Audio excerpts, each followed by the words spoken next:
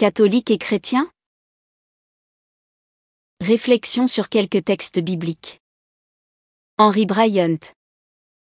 Chapitre 1. Un entretien avec Jésus. Tous les textes bibliques cités dans ce livre sont tirés de la version de la Bible dite de Jérusalem, sauf indication contraire. Or il y avait parmi les pharisiens un homme, qui s'appelait Nicodème, un des notables juifs. Il vint de nuit voir Jésus et lui dit : Rabbi, nous le savons, tu es un maître qui vient de la part de Dieu. Personne ne peut accomplir les signes que tu accomplis, si Dieu n'est avec lui. Jésus lui répondit : en vérité, je te le dis, à moins de naître d'en haut, nul ne peut voir le royaume de Dieu. Nicodème lui dit : comment un homme peut-il naître, une fois qu'il est vieux ? Peut-il une seconde fois entrer dans le sein de sa mère et naître ?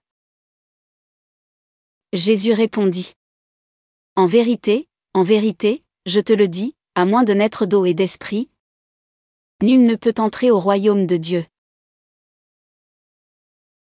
Ce qui est né de la chair est chair, ce qui est né de l'esprit est esprit. Ne t'étonne pas, si je t'ai dit, il vous faut naître d'en haut. Le vent souffle où il veut. Tu entends sa voix, mais tu ne sais ni d'où il vient ni où il va. Ainsi en est-il de quiconque est né de l'esprit. Comment cela peut-il se faire ? Reprit Nicodème.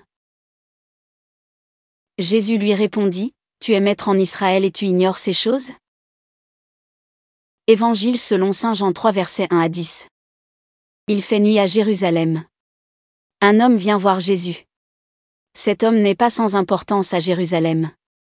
Nicodème est d'abord un juif de la nation d'Israël. Il jouit des privilèges spéciaux accordés par Dieu à son peuple, choisi parmi toutes les nations pour porter son nom. De plus, Nicodème est pharisien, membre de l'ordre religieux le plus strict. Ce n'est nullement un reproche. En effet, si certains de ses confrères sont insupportables à cause de leur orgueil et de leur hypocrisie, beaucoup d'autres se font respecter par leur évidente piété. De tous les Juifs, les pharisiens étaient les plus zélés pour Dieu. Ils respectaient minutieusement les centaines de commandements de la loi et de la tradition. Ils jeûnaient 2 fois par semaine, et donnaient la dîme de tous leurs revenus.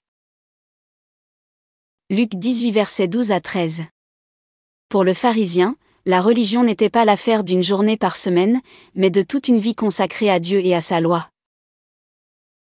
Mais Nicodème est plus qu'un simple pharisien, il est aussi appelé maître en Israël. Il est un des notables de son pays, un docteur chargé de l'instruction religieuse du peuple de Dieu. On pourrait croire qu'un tel homme possède toutes les qualifications requises pour entrer dans le royaume de Dieu.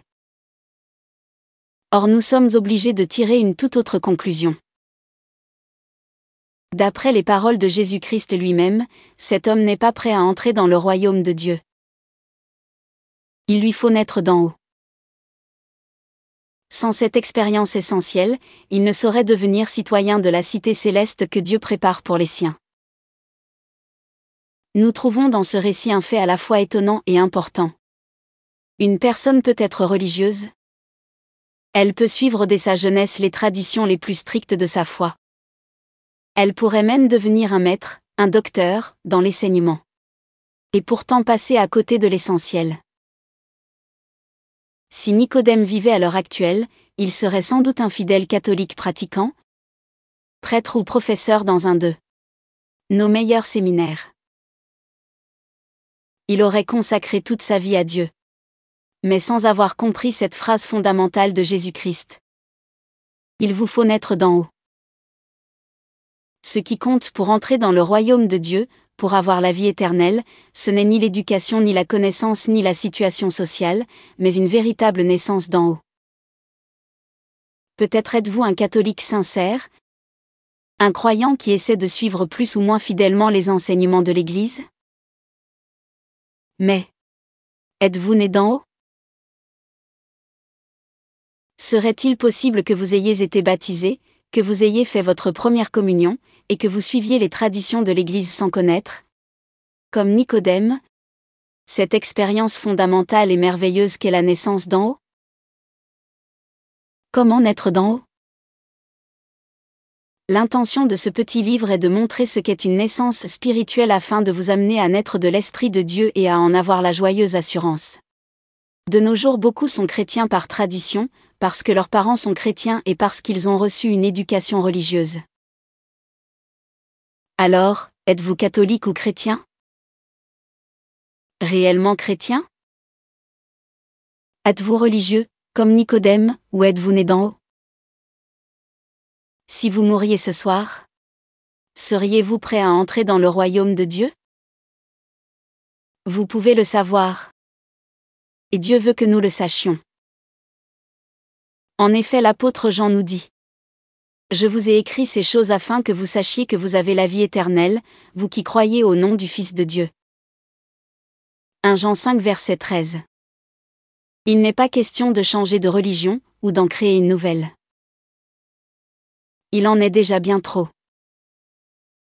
Il s'agit de faire la découverte de Jésus-Christ, tel qu'il s'est révélé et non pas tel que nous l'imaginons. Ne dit-il pas lui-même: La vie éternelle, c'est qu'ils te connaissent, toi, le seul véritable Dieu, et ton envoyé? Jésus-Christ, Jean 17 verset 3. Nous mettons dans les commentaires de cette vidéo le lien de téléchargement gratuit de cet ouvrage. Le téléchargement se fera à partir du site internet médiathèquechrétienne.fr, site que j'ai bâti en synergie avec cette chaîne YouTube Elle écoutait sa parole, afin d'assurer la réédition numérique des ouvrages chrétiens épuisés et non réédités. Comme l'était cet ouvrage, nous vous invitons donc à vous rendre sur le site internet médiathèquechrétienne.fr afin de pouvoir profiter et de pouvoir télécharger gratuitement les 800 ouvrages que nous avons déjà numérisés et mis à votre disposition. Il n'est nul besoin de s'inscrire, vous pouvez directement accéder à partir de la page d'accueil à l'onglet Livres et là regarder les dizaines d'auteurs et les centaines d'ouvrages qui sont déjà disponibles en téléchargement gratuit.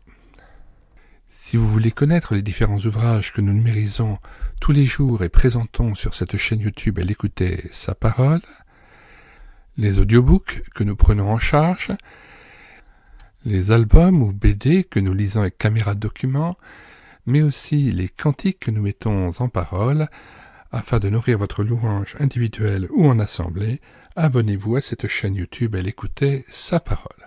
Nous vous disons au revoir et à bientôt.